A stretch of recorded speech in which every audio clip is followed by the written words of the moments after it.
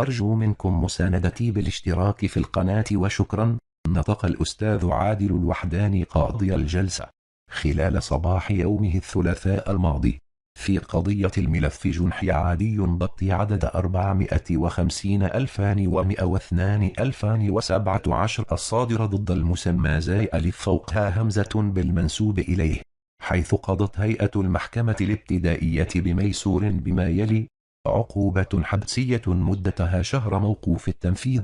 غرامة مالية لفائدة الخزينة العامة قدرها 1000 درهم، تعويض مالي لفائدة كمطالب بالحق المدني قدره 5000 درهم. وقد اعتمدت هيئة الحكم على مضمون الشريط الفيديو الذي يصرح فيه المشتكى به زهير ألف فوقها همزة، حيث بادر إلى إصدار عبارات الإهانة الخطيرة في حق عاهل البلاد الملك محمد السادس نصره الله وأيده، ووالدته الأميرة الشريفة لا لطيفة أم حزون، وساكنة أعطاط الحاج عموما.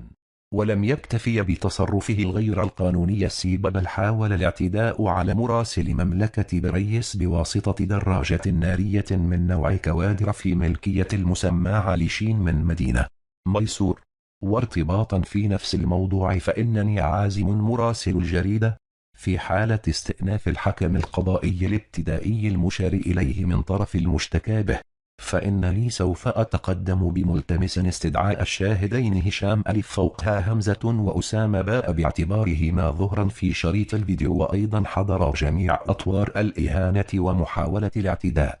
إلى جانب عدد مهم من شباب حي الحرش أجهل أسمائهم الكاملة. ومن جانبي عملت على نشر القضية بالجريدة الإلكترونية مملكة بريس بشكل مختصر.